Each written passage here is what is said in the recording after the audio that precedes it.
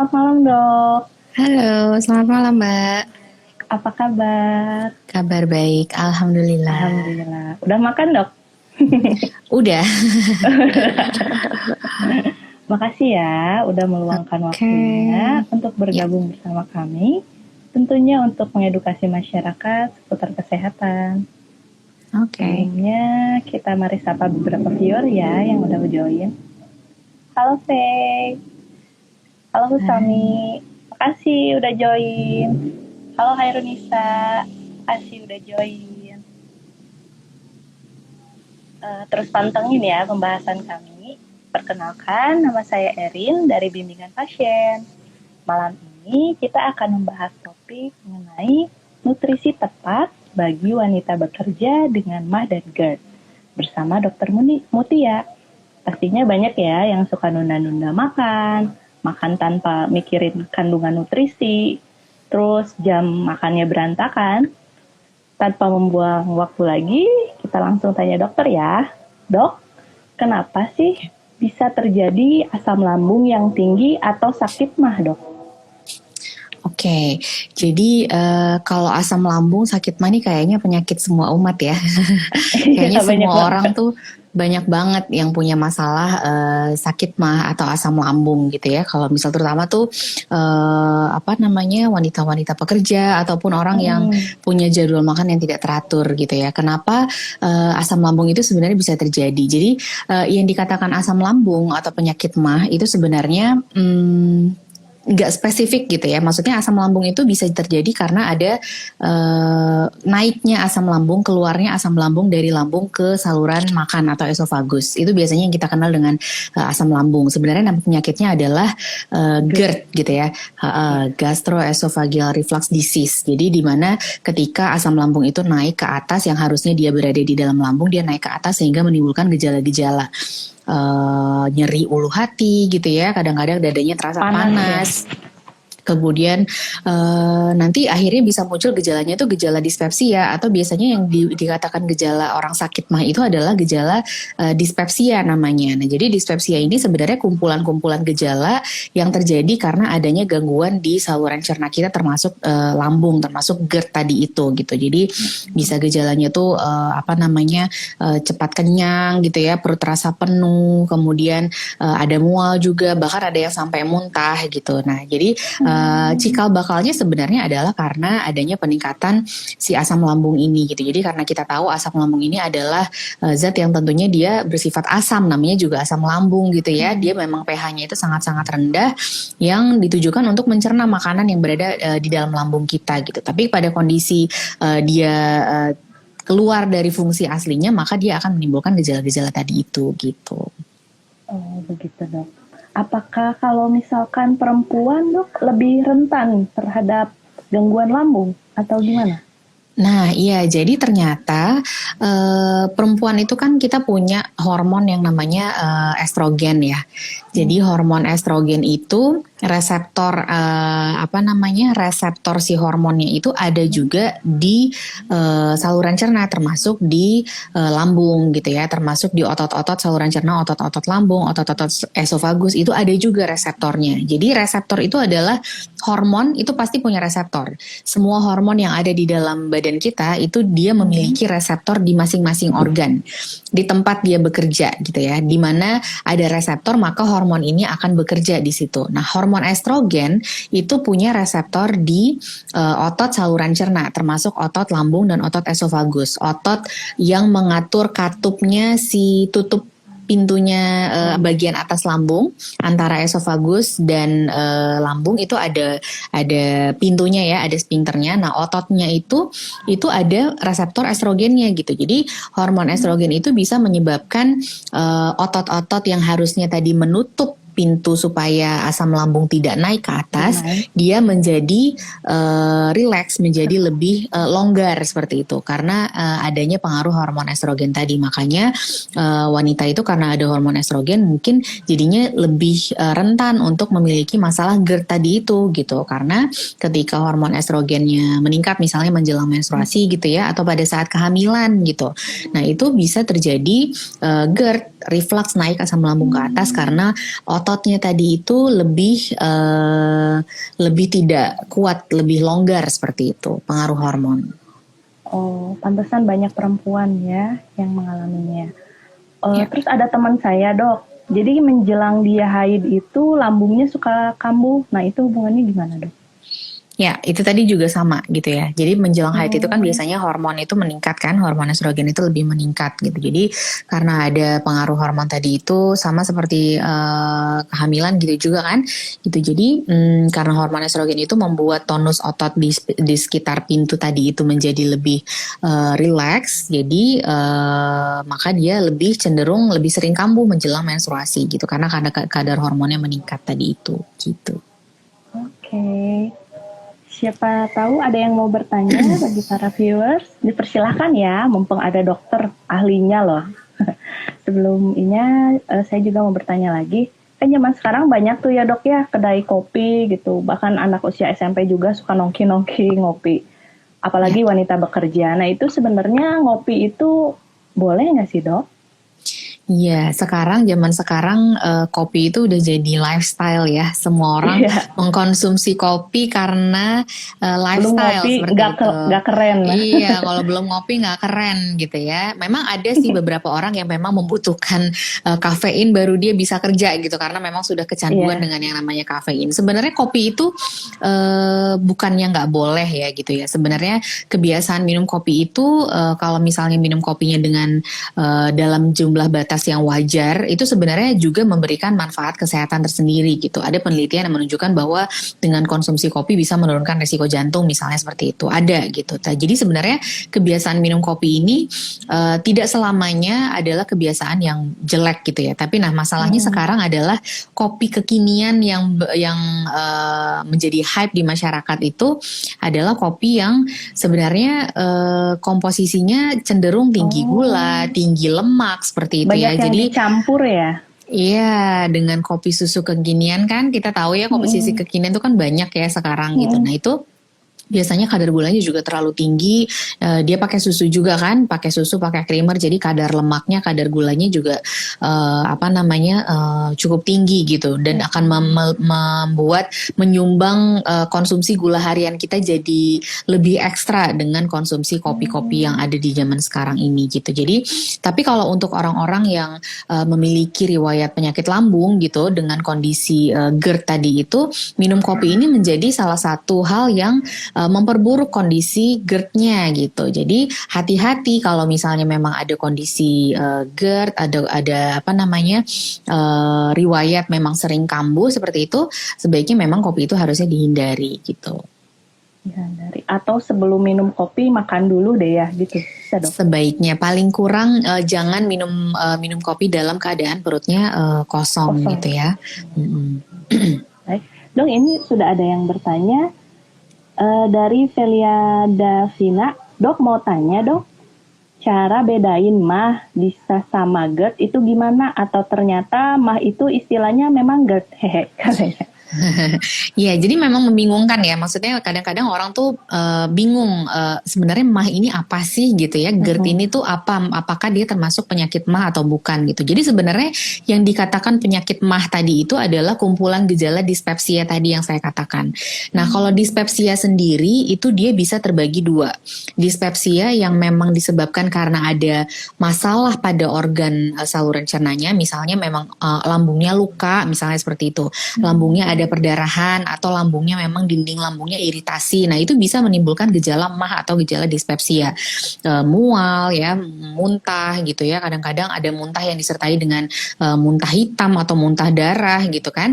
Nah, itu namanya dispepsia organik. Dispepsia yang disertai memang ada gangguan pada organ di saluran cernanya. Bisa juga dispepsia ini dispepsia fungsional namanya. Nah, dispepsia fungsional ini kalau misalnya kita teropong ke dalam, kita lakukan endoskopi, terapi itu tidak ditemukan adanya gangguan pada organ lambungnya. Artinya tidak ada luka, tidak ada iritasi gitu ya. Nah, dispepsia fungsional ini yang biasanya berhubungan dengan gaya hidup.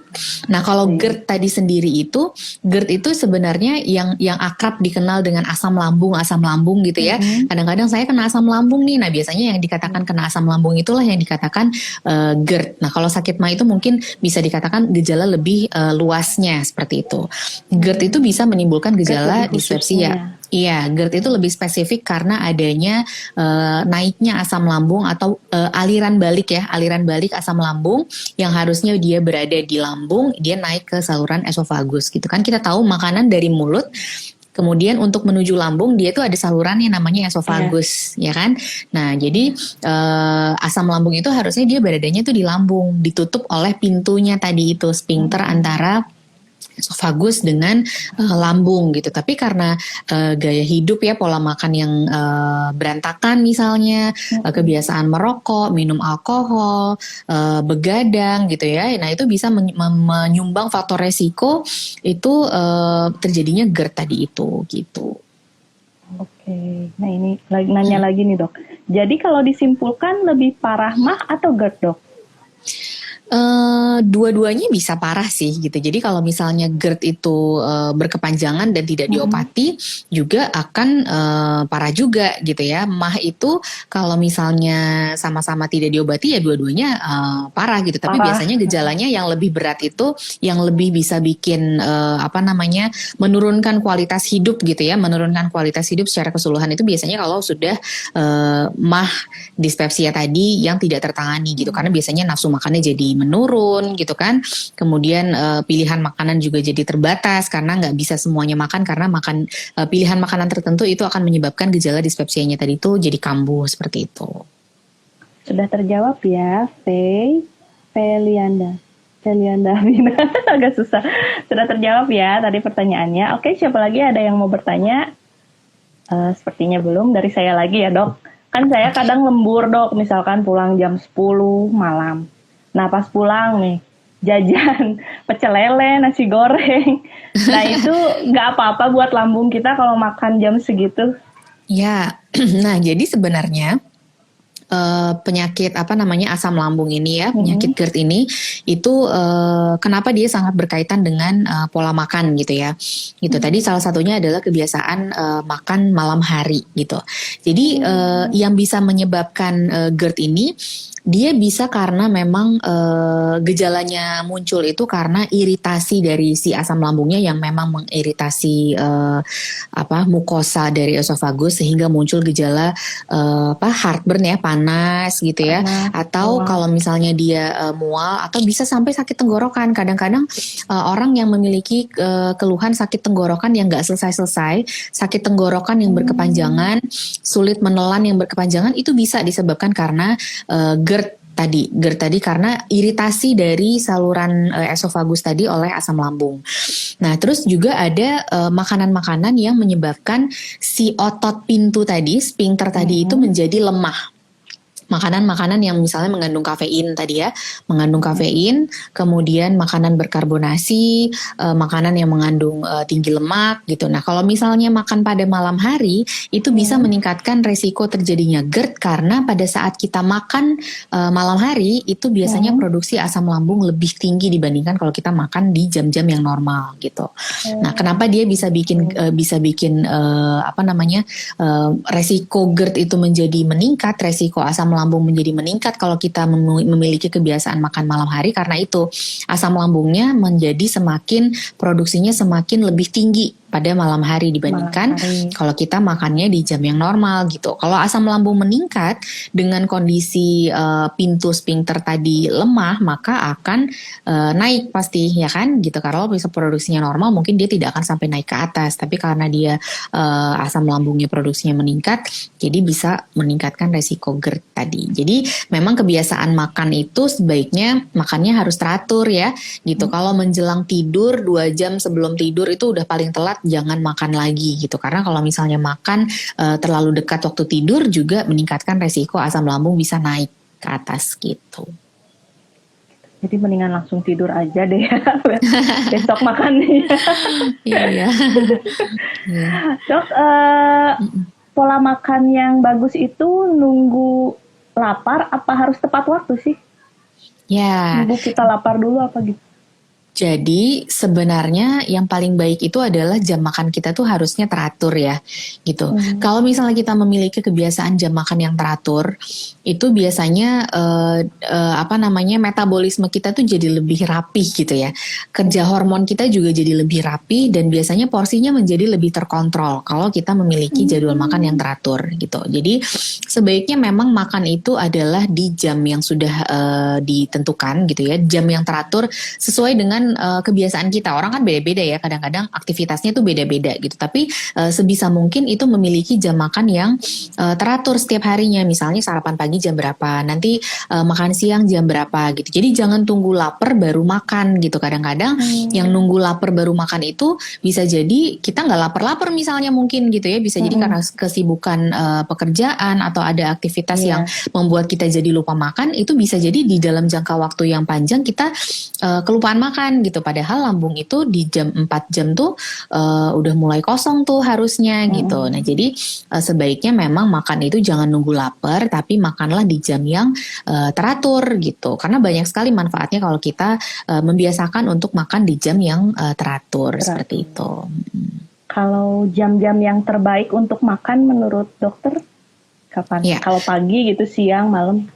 Boleh ya, tahu jadi sebenarnya kalau pagi itu yang paling baik adalah sarapan itu kalau bisa 1 jam setelah bangun tidur ya, yang paling baik gitu. Karena pada saat kita tidur itu kan kita tuh sebenarnya sama dengan badan kita sama seperti puasa gitu ya.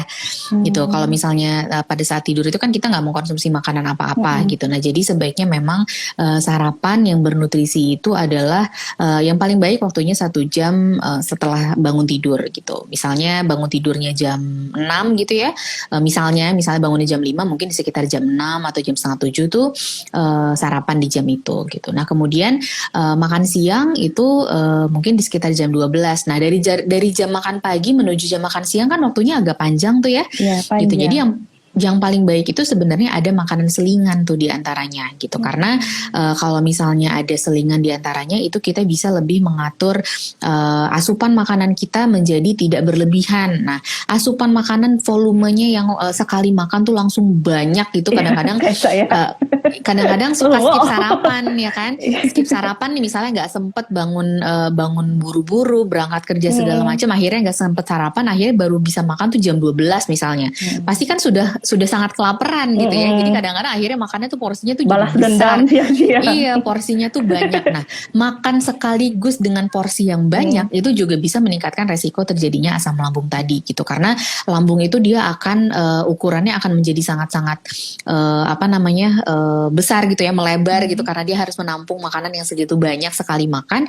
Itu bisa membuat lambung itu harus mengurangi tekanannya gitu. Lambung itu mengurangi tekanan dengan cara dia melonggarkan pintunya tadi itu. Kalau kita sering makan dengan porsi yang besar, lambung kita distensi dalam keadaan yang sering gitu, makanya si pintunya tadi itu akan melonggar dalam waktu yang sering juga gitu. Akhirnya lama-lama dia jadi lemah ototnya. Kalau dia lemah ototnya, maka asam lambung akan mudah sekali naik gitu. Makanya diatur makannya supaya jangan porsinya kalap. Maka penting ada selingan di jam 10 atau di antara jam makan siang dan jam makan sore gitu. Kalau makan siangnya jam 12 atau jam setengah 1, mungkin nanti sekitar jam 3 atau jam 4 itu ada selingan lagi gitu ya. Nanti makan malam boleh di sekitar jam 6 atau jam 7. Kalau misalnya jam 9 sudah tidur, mungkin makannya bisa jam 6 atau jam 7 paling telat. Kalau jam 10 sudah tidur ya jam 7 masih boleh makan lah, seperti itu. Gitu. Soalnya saya kadang malas makan pagi kesiangan. Iya, siang-siang banyak. Terus iya, betul. Kebiasaan itu yang sebenarnya kurang baik jadinya ya untuk asam lambung gitu. Silahkan untuk netizen. Siapa tahu ada yang mau bertanya tentang keseharian makannya. Siapa tahu kayak saya juga sering balas dendam. Jangan sering ya, nggak boleh. Bisa merusak lambung kita. Iya, Dok, betul. Orang yang pertanyaan dari saya lagi ya. Orang dengan gangguan lambung biasanya kurang darah, terus tensinya rendah. Baiknya pola makannya seperti apa ya? Ya, jadi sebenarnya yang paling mudah diikuti adalah tetap harus pola makannya dengan pedoman gizi seimbang ya, gitu. Jadi pedoman gizi seimbang itu sebenarnya berlaku untuk masyarakat pada umumnya gitu, termasuk orang yang memiliki kondisi dengan asam lambung. Kalau misalnya dia bisa mengkonsumsi makanan satu kali makan dengan pola gizi seimbang, itu sebenarnya sudah cukup baik. Nah, seperti apa nih gizi seimbangnya gitu kan? Gitu. Jadi gizi seimbang itu artinya pada saat satu kali makan itu kita memenuhi semua kebutuhan makro dan mikronutrien. Dalam satu piring kita itu terdiri dari ada karbohidratnya, ada proteinnya, ada sayurnya gitu ya, ada sayur dan buahnya gitu. Jadi setengah piring itu kalau bisa diisi dengan sayur-sayuran dan buah-buahan. Setengahnya lagi nanti baru dibagi dua, diisi protein dan diisi sama karbohidrat gitu. Nah, biasanya orang yang kurang darah gitu ya, kurang darah itu membutuhkan biasanya asupan proteinnya tuh kalau di apa namanya kita cari tahu, asupan proteinnya bisa jadi mungkin rendah gitu. Nah, kalau misalnya untuk mengatasi itu maka harus diedukasi supaya asupan proteinnya jangan sampai kurang gitu ya. Setiap kali makan itu usahakan harus ada lauknya. Dan lauknya harus cukup, bukan cuma sekedar ada. Karena kadang-kadang pola makan orang Indonesia itu karbohidratnya banyak. Iya, ya udah kan? nasi, gorengan, pakai mie. Bener banget. Bener banget. Nasi, Hobinya. lauknya pakai bakwan gitu kan. Atau pakai perkedel, terus habis itu ada mie-nya gitu. Terus proteinnya mana? Nanti proteinnya cuma tempe sedikit gitu. Atau pakai telur sedikit. Atau ikan sedikit, ayam sedikit lah gitu. Jadi gak sebanding. Nah, padahal seharusnya proteinnya tuh harus cukup gitu. Jadi kalau misalnya di dalam piring kita tadi itu seperempat atau paling enggak 2/3 dari piringnya itu harusnya diisi dengan protein gitu. Jadi proteinnya harus banyak gitu, harus banyak dan harus supaya bisa memenuhi kebutuhan harian gitu. Nah, biasanya memang pola makan orang Indonesia itu cenderung proteinnya termasuk rendah gitu ya. Kita lebih banyak porsi karbohidratnya dibandingkan protein. Nah, bisa dengan sederhananya bisa dengan seperti itu, dengan mencukupi asupan protein itu biasanya nanti akan membaik seperti itu. Oke, Dok, ada nggak sih orang yang nggak pernah ngopi, nggak makan pedas, tapi kena asam lambung? Bisa ya, bisa jadi gitu. Karena mungkin dia nggak ngopi. Mungkin dia nggak makan pedas gitu ya, tapi ada kebiasaan-kebiasaan lain yang bikin dia kena asam lambung tadi seperti yang saya katakan, misalnya jam makannya tidak teratur gitu, atau memiliki kebiasaan makan malam hari tadi kayak misalnya yang tadi Mbak bilang gitu ya, bisa jadi itu faktor resikonya gitu. Memang dia nggak minum kopi sih, nggak makan pedas gitu ya, tapi pola makannya kurang baik, berantakan, atau sering menunda-nunda makan karena ada pekerjaan misalnya, atau begadang gitu ya, atau mungkin nggak ngopi, nggak makan pedas tapi merokok, atau misalnya ada kebiasaan mengkonsumsi alkohol misalnya. Nah, itu bisa menjadi faktor resiko juga. Tapi kalau misalnya semua faktor resiko itu nggak ada gitu ya, artinya dari pola makan tuh dia baik, sebenarnya cukup bagus pola makannya, kemudian nggak pernah bergadang juga gitu kan, bisa jadi juga dia kena asam lambung. Mungkin bisa karena ada konsumsi obat-obatan misalnya, konsumsi obat-obatan anti nyeri itu juga mempengaruhi lambung ya, bisa memberikan efek samping ke dinding lambung menjadi rapuh gitu, efek obat-obatan anti nyeri yang dikonsumsi dalam jangka waktu panjang gitu. Bisa juga mungkin karena ada kelainan kekurangan vitamin-vitamin tertentu yang bikin meningkatkan faktor resiko terjadinya asam lambung gitu. Jadi mungkin aja sih gitu, ada faktor resiko lain biasanya yang menyebabkan. Oke, Dok, sekarang lagi viral makan bubur atau sereal dari tepung Garut. Itu benar, Dok, bisa buat asam lambung? Betul nggak? Iya, tepung Garut ya. Iya. Ya, jadi sebenarnya kalau penelitiannya sih belum ada ya, setahu saya untuk benar-benar bisa dikatakan dia ini efektif untuk mengatasi asam lambung itu kan butuh penelitian ya, butuh Iya. penelitian artinya bukti ilmiah yang bisa dibuktikan secara ilmiah memang efektif untuk mengatasi asam lambung. Penelitiannya sih belum ada sepanjang pengetahuan saya gitu, tapi mungkin memang muncul ke masyarakat karena si apa namanya tepung Garut itu kan dari umbi-umbian ya, dari umbi yang apa namanya tepungnya itu kayak biasanya dipakai untuk mengentalkan makanan gitu kan, seperti kayak maizena gitu. Nah itu mungkin apa namanya pada kondisi asam lambung sedang tinggi gitu ya, pada saat dia nyeri kan, biasanya nyeri kemudian terasa panas gitu ya, maka ketika mengkonsumsi yang seperti itu mungkin akan mengurangi rasa nyerinya karena membuat lambung menjadi lebih tenang gitu. Mungkin mekanismenya mungkin seperti itu, tapi untuk penelitian lebih jelasnya itu sebenarnya belum ada bukti ilmiahnya yang mengatakan bahwa sebenarnya efektif gitu. Jadi kita belum bisa memutuskan, belum bisa merekomendasikan juga karena belum didukung oleh bukti ilmiah yang cukup kuat gitu. Oke, terakhir dok, pesan buat para wanita karir biar nggak kena GERD dan asam lambung dan MAH. Ya, yang buat reminder buat kita semua. Iya, yang paling penting sebenarnya adalah menjaga pola makan teratur ya. Kalau misalnya menjaga pola makan teratur, maka kita bisa menurunkan resiko untuk terjadinya asam lambung tadi ya, dengan makan kalau bisa 3 kali makanan utama dengan 2 kali selingan seperti itu. Kalau sudah terlanjur memiliki kondisi asam lambung, maka pola makan yang dianjurkan itu adalah pola makan dengan porsi yang kecil tapi frekuensinya jadi lebih sering gitu. Kadang-kadang orang yang sudah dengan asam lambung atau dengan sakit MAH itu dia nggak bisa makan dengan porsi yang banyak gitu kan. Nggak makan salah, makan kebanyakan juga salah biasanya kalau orang sakit lambung ya kan. Mual gitu. Jadi dia harus makan dengan porsi yang lebih kecil gitu. Porsi lebih kecil tapi frekuensinya bisa jadi lebih sering gitu. Bisa 3-4 jam sekali tuh makan dengan porsi yang kecil. Itu kalau sudah terjadi asam lambung. Nah, untuk orang yang belum kena asam lambung, untuk mengurangi resikonya adalah tadi dengan mengkonsumsi makanan dengan apa namanya gizi seimbang ya, gizi seimbang, kemudian asupan serat yang cukup itu juga penting gitu ya. Asupan serat yang cukup dari sayur-sayuran dan buah-buahan, kemudian menghindari makanan yang mengandung lemak yang tinggi gitu ya. Misalnya gorengan gitu, atau misalnya kue-kue yang mengandung apa namanya gula, kemudian kue yang diolah dengan mentega yang banyak gitu kan, itu juga kandungan lemaknya cukup tinggi. Nah, itu makanan-makanan seperti itu sebaiknya dibatasi konsumsinya gitu. Kemudian juga kopi itu sebenarnya boleh dikonsumsi asal masih dalam batasan yang wajar gitu ya.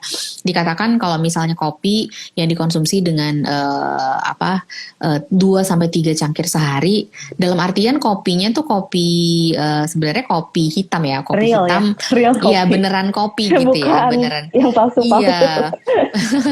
Itu sebenarnya cukup baik asal dikonsumsi dalam batas yang wajar gitu. Jadi hindari juga makan dengan porsi yang terlalu banyak gitu, makan dengan porsi yang cukup sesuai dengan kebutuhan, kemudian jangan begadang gitu, itu bisa untuk mengurangi resiko terjadinya asam lambung. Gitu, Mbak. Terima kasih dok, obrolannya sangat pas banget buat saya yang sering berantakan makannya. Makasih ya dok atas waktunya. Tuh kita tuh harus menjaga jam makan, memperhatikan kandungan nutrisi yang masuk ke dalam tubuh. Pokoknya kalau mau ngopi jangan terlalu banyak, harus diatur, dikontrol gitu ya semuanya. Terima kasih Dokter Mutia atas waktu, ilmu dan kesempatannya, itu sangat berarti banget sama saya, cocok banget sama saya. Semoga kita bermanfaat.